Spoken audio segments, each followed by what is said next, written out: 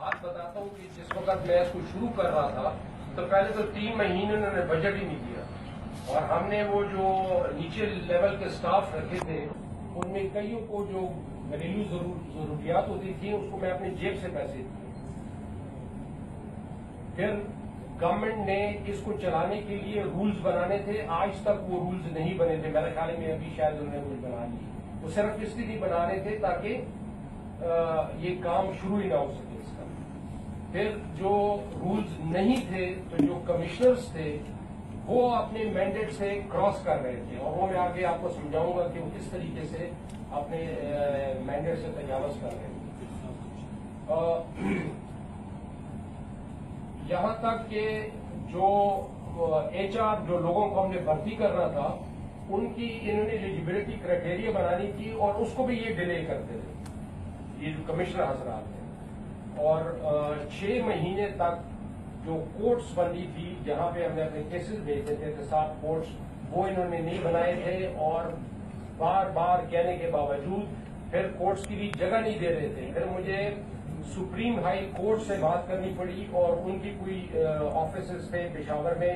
حیات آباد میں، وہ آفیسز ہم نے ان سے لیے اور وہاں پہ ہم نے ان کا اجلاس شروع کیا۔ ہر ایک کی کوشش یہی تھی کہ یہ کمیشن کسی طریقے سے آپریشنل نہ ہو، لیکن شکر الحمدللہ ہم نے اس کو شروع کیا، اور 6 مہینے کے اندر اندر سارا کام بھی شروع ہو گیا، انویسٹیگیشن بھی شروع ہو گئی، اور جب میں نے چھوڑا تو اس وقت 22 ریفرنسز جو تھے وہ کورٹس میں جمع ہو چکے تھے، جو ابھی تک کیسز ان کے لوگوں کے چل رہے ہیں، جس میں آپ کو پتا ہے کہ سیاستدان بھی تھے اور بیوروکریٹس بھی تھے۔ آپ مجھے یہ بتائیں، یہ بیوروکریٹس کی بات سے مجھے یاد آیا کہ جو ایک بیوروکریٹ تھا سیکرٹری لیول کا، جب اس کو ہم نے اریسٹ کیا اور اس کے انویسٹیگیشن کرنے سے ہمیں پتا چلا کہ اس کو تو پاکستان ملٹری اکیڈمی سے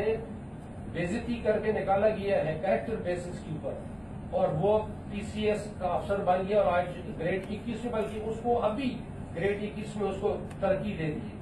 اس کے خلاف کیس چل رہا ہے اور اس کو ترقی دے دی ہے۔ تو یہ ہمارے صوبے میں یہ ہو رہا ہے اس کا۔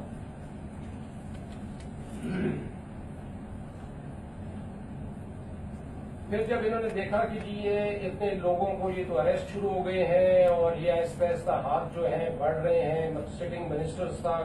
اور کچھ باتیں چیف منسٹر کی بھی ہو رہی ہیں، تو انہوں نے یہ ٹھانی کہ اس کا وہ امینڈمنٹس لائیں،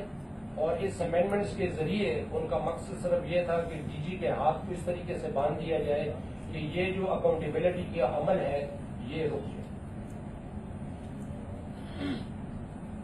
اور اس سلسلے میں یہ جیسے میں نے آپ کو بتایا کہ ایک تو پہلی میں کنسٹرینٹ تھا یہ جو کمشنرز بار بار طے کر رہے تھے، اور پھر یہ امینڈمنٹس لا کے اس کو فردر مجھے کنسٹرینٹ کرنا چاہ رہے تھے تاکہ میں اپنے کام کو صحیح طریقے سے نہ کر سکوں۔ میری جو ہے اپنی اسٹے کے دوران، یہ 1.25 سال کے اسٹے کے دوران میری عمران خان سے کئی دفعہ ملاقاتیں ہوئی، یہی مسئلے مسائل جو تھے ان کو حل کرنے کے لیے۔ اور افسوس کی بات میں یہ کہنا چاہتا ہوں کہ میرے ساتھ اکیلے میں بیٹھ کے وہ میری سب تجاویز مان لیتے تھے، اور بعد میں ان تجاویز کے اوپر کوئی عمل نہیں ہوتا تھا۔ ایک دن میں ان کے پاس گیا، انہوں نے میرے ساتھ بیٹھ کے میری پھر تجاویز کے اوپر عمل کرنے کے لیے کہا بس جنرل صاحب آج فیصلہ کر دوں گا جو آپ نے سوالات کیے، اور تھوڑی دیر بعد انہوں نے مجھے کہا میری ایک اور میٹنگ ہے، تو میں نے کہا وہ کہتے ادھر سے میں پھر آپ کے ساتھ ملتا ہوں۔ اس کے بعد میں بیٹھا رہا تو پھر مجھے انہوں نے کہا ادھر آئیے۔ میں ادھر گیا تو میں حیران رہ گیا کہ میری انڈیپینڈنس اور میری امپارشلٹی کو اتنا بڑا دھچکا اس دن انہوں نے پہنچا دیا کہ وہاں جب میں انٹر ہوا تو وہاں پہ چیف منسٹر بیٹھا ہوا، چیف سیکرٹری بیٹھا ہوا، جہانگیر ترین بیٹھا ہوا، اسد عمر بیٹھا ہوا، شاہ محمود قریشی بیٹھا ہوا، ابھی ان کے سامنے یہ باتیں وہ شروع ہو گئی، اور وہاں پہ چیف منسٹر اپنی صفائی پیش کرنی شروع ہو گئی کہ میں تو کرپٹ نہیں ہوں۔ حالانکہ اس وقت میں نے کہا ان کو میں نے تو آپ کا نام ہی نہیں لیا۔ تو جہانگیر ترین نے سوال کیا کہ آپ کا ہمارے چیف منسٹر کے خلاف کچھ ہے، تو میں نے کہا جی ابھی تک تو نہیں ہے، یہ تو آپ پکڑیں گے. میں نے کہا ابھی تک تو کچھ بھی نہیں ہے, اگر کچھ آئے گا تو پھر پکڑ لوں گا. تو اس کے اوپر وہاں پہ کافی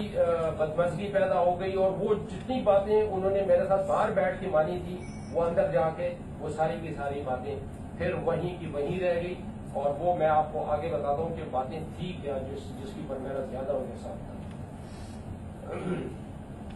میری جو آخری میٹنگ ہوئی وہ جب یہ امینڈمنٹس آ رہی تھی, پرپوز ہوئی تھی, تو میں عمران خان کے پاس گیا اور ان کو میں نے کہا کہ یہ جو آپ نے امینڈمنٹس لا رہے ہیں تو یہ تو آپ نے یہ اینٹی کرپشن ڈرائیو شروع کی ہے, اور آپ کا یہ آئیڈیا ہے اور آپ کا یہ نعرہ ہے, اور میں آپ کو خود بتاتا ہوں, مجھے ذاتی طور پہ دوسری پارٹیز کے ایم پی ایز اور ایم این ایز ملے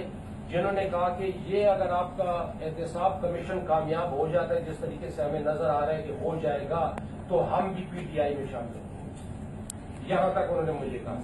اور جب میں ان کے پاس گیا میں نے کہا جی یہ کیا ہو رہا ہے, آپ کیوں مان رہے ہیں؟ تو انہوں نے مجھے یہ جواب دیا کہ بیوروکریٹس نے فائلیں بند کر دی ہیں, کام کرنا چھوڑ دیا ہے, اور وہ کہتے ہیں کہ ہم احتساب کمیشن سے ڈرتے ہیں,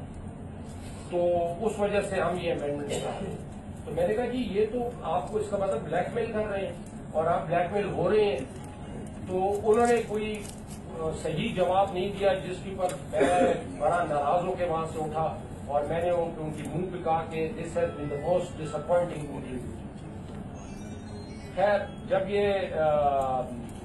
پرپوزڈ امینڈمنٹس فائنلی انہوں نے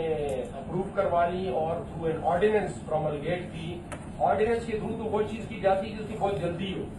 تو اس کا مطلب ان کو اتنی جلدی تھی کہ ان کو پتا تھا کہ آگے کچھ اور ہونے والا ہے, تو انہوں نے اس کو آرڈیننس پروملگیٹ کیا. اور جب وہ ہوا تو مجھے استعفیٰ دینا پڑا اصولوں کے اوپر, اس لیے کہ اگر میری ضرورت بھی نہ ہو اور میری بات ہی نہ مانی جائے, سنی جائے, تو پھر ایسی جگہ پہ رہنے کا مجھے کوئی تک سمجھ نہیں آتا.